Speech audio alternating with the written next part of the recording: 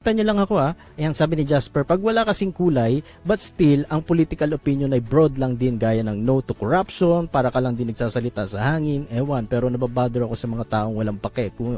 Pero tamad lang talaga alam kung ano ang tama. Well, yes. Pwede natin silang tawaging tamad, pwede natin silang tawaging walang alam, pwede natin silang tawaging kapag ka nakikialam sila na wala silang alam, pwede natin silang bansagan na, di ba, BOBO. Kasi hindi naman nila, nagmamarunong sila sa bagay na hindi nila alam. Marami natin pwedeng ibigay sa kanila pero ang tanong kasi is, bawal ba? Bawal ba kung walang pakialam? Bawal ba kung tamad? Bilang Pilipino, hindi na ba ako Pilipino kapag wala akong pakialam? Di ba? Ang issue is corruption. Yes, galit ako sa corruption. Ang problema, hindi ko naman sila kilala personally, hindi ko sila alam. Wala rin akong oras para alamin kung sino-sino ba tong mga nakaupo na to. Hindi ko nga sila kilala Kumbaga, mas kilala ko pa yung mga members ng NBA teams. Bawat team, kilala ko yung mga players. Pero pagdating sa politics, wag mo na akong tanungin dyan kasi, well, hindi ko kilala Kahit nga mayor ko barangay kapitan namin, hindi ko kilala And, wala naman nangyayari sa buhay ko kung hindi ko sila kilala. So may ganun klaseng tao. Tinitingnan ko siya as parang, let's say religion. 'Di ba? Sumasamba tayo sa mga Diyos. Halimbawa, iba-iba tayong mga religion. May sarili-sarili tayong Diyos. May sarili-sarili tayong paniniwala. Bawat religion may sarili-sariling doctrine.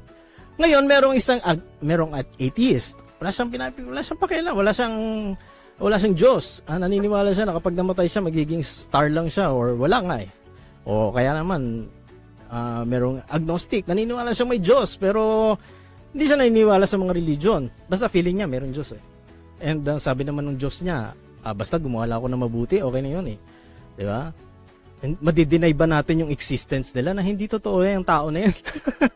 Diba? Hindi totoo yan na naniniwala siya. May tao ba na naniniwala sa stars? Diba? May tao ba na walang Diyos? Hindi, dapat Muslim ka o dapat Kristiyano ka o dapat born again ka ba? Dapat, hindi. Pero kung titingnan natin, kaya naman nagkaroon ng mga iba't ibang religion, may mga pinag-ugatan din sila.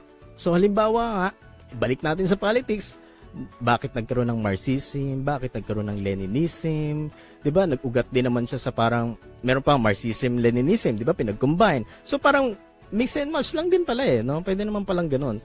So pwede ring pwede mo ring piliin yung pagiging idealistic ng mga liberals, parang gusto mo liberated ka lang Pero gusto ko yung pagiging strict ng ng communist pagdating sa ganitong rulings, no? Pagdating sa corporate, gusto ko yung style nila na makamanggagawa sila, 'di ba?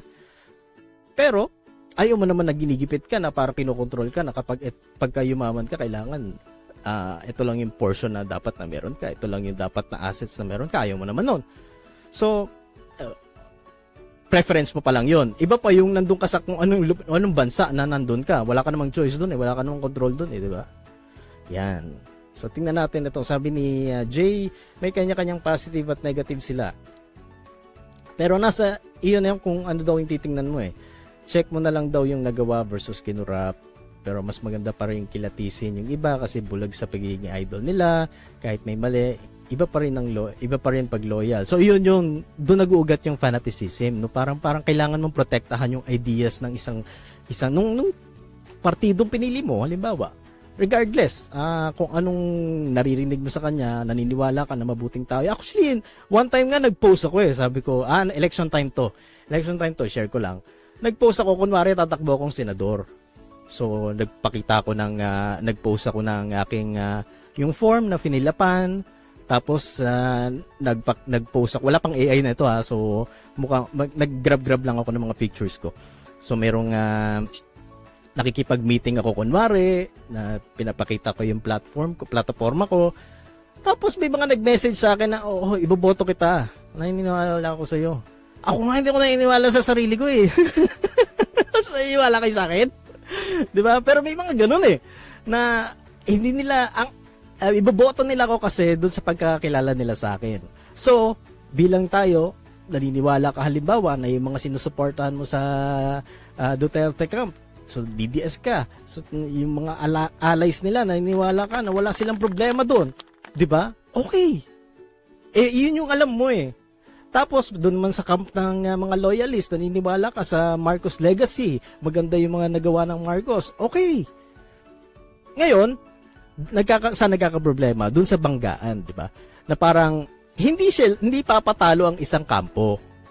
And itong problema kasi tayo mga maliliit na tao, tayo yung nagbabangayan. Tapos makikita mo sila mamaya-maya nagkakape na sila doon, allies na sila, so maiipit ka naman. Teka, paano ko ba ipagtatanggol to? Akala ko magkalaban sila, ngayon magkakampi na sila. Pero sige, isip tayo ng paano natin ipagtatanggol to. Ang problema, nakaaway mo na yung tita mo. No? Sabi ko nga doon sa isa kong podcast paano yan? Wala na akong mautangan kasi natira ko yung sinusuportahan niyang politiko. Ayaw na akong pansinin.